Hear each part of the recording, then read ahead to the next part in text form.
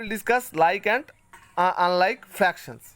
So, fractions having the same denominators are called like fractions, whereas the fractions with different denominators are called unlike fractions. So, in case of 3 by 8, 5 by 8, 9 by 8, they all have the same denominator, that means 8. So, they are like fractions. But 2 by 7, 5 by 9, 15 by 23, 24 by 37, in all cases the denominators are different. So, they are unlike fractions. Okay. So, now we will discuss about converting unlike fractions into like fractions. So, how we can convert one unlike fraction into like fractions? Okay, how we can convert unlike fractions into like fractions? So, if we consider that the example 3, change 3 by 4, 3 by 5, 7 by 8 and 9 by 16 to like fractions. So, at first we need to take the LCM of the denominators of all the given fractions. Here 4, 5, 8 to 16, the LCM of 4, 5, 8 and 16 is 80. Okay, so now we need to, that means equalize the denominator with LCM. Okay, so if we multiply 4 with 20, then we will get the LCM equals to 80, right? So for equality we need to multiply the numerator also with the same number. So if we multiply 4 by 20, then we need to multiply 3 also by 20. So 3 into 20 by 4 into 20 will be 60 by 80, right? And here 3 by 5, in case of 3 by 5, if we multiply the denominator 5 with 15, then the product will be equal to the LCM, that means 80, is not it? So if we multiply 5 with 16, then we will get 80. And to for equalization we need to multiply the numerator also with the same number. So we need to multiply 3 also with 16. So 3 into 16 by 5 into 16 will be 48 by 80. Okay, and another number is 7 by 8. So if we multiply 8 with 10, then we will get the LCM 80. So for equalization we need to also multiply 7 with 10. So 70 by 80 will be the answer. And in case of 9 by 16, we need to multiply 16 with 5, then we will get the LCM equals to 80. And for equalization we need to multiply the 9 also with 5. So 45 by 80 will be the answer, is not it? So 60 by 80, 48 by 80, 70 by 80 and 45 by 80 both have same denominator, so they are like fractions. So in this way we can convert one unlike fractions, that means we can convert the unlike fractions into like fractions. Okay, now comparing fractions.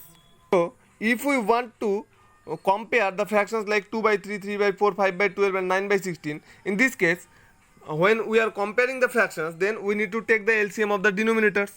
Okay, so 3, 4, 12 and 16, the denominators, the LCM of denominators is 48. So now we need to equalize the denominator of all the numbers with the LCM. Okay, so if we multiply the 3 with 16, then we will get the denominator equals to the LCM, that means 48. So for equalization we need to multiply the numerator also with the same number. So 2 into 16, that means 32 by 48, 2 by 3 means, and 5 by 12 means 12 into 4 means 48 and 5 into 4 means 20, so 20 by 48. And 3 by 4, in case of 3 by 4, 3 into 12 by 4 into 12, so 36 by 48. And 9 by 16 for equalization, that means 9 by 16 we need to that means equalize the LCM, the denominator equals to the LCM. So 16 into 3 means 48 and we need to multiply the numerator 9 also with the 3. So 9 into 3 will be 27, so 27 by 48. Okay, so now in all these numbers, now the denominator is same, that means 48, right? So they all are like fractions. Now we need to compare the numerators of the number. Here the numerators are 32, 20, 36 and 27, right? We know that in this case 36 is greater than 32, right? And 32 is greater than 27 and 27 is greater than 20. So 36 by 48 will be greater than 32 by 48 and 32 by 48 will be greater than 27 by 48 and 27 by 48 will be greater than 20 by 48, right? That means ultimately 3 by 4 will be greater than 2 by 3 and 2 by 3 will be greater than 9 by 16 and 9 by 16 will be greater than 5 by 12. Why? Because we know that 36 by 48 is ultimately equals to 3 by 4. So if 36 by 48 is greater than 32 by 48, so 32 by 48 means 2 by 3, so 3 by 4 will be greater than 2 by 3, right? So if we want to arrange the fractions in ascending order, then we can say that 5 by 12 less than 9 by 16 less than 2 by 3 less than 3 by 4. Or if we want to arrange the fractions in descending order, then we will get 3 by 4 greater than 2 by 3 greater than 9 by 16 greater than 5 by 12. Okay. What is actually ascending order? That means ascending order means arranging the number from smallest to greatest, and in case of descending order we need to arrange them from greatest to smallest. Okay. Now in order to compare two fractions, say a by b and c by d, find their cross product. That means find find a into d and b into c. Then if a into d greater than b into c, then a by b greater than c by d.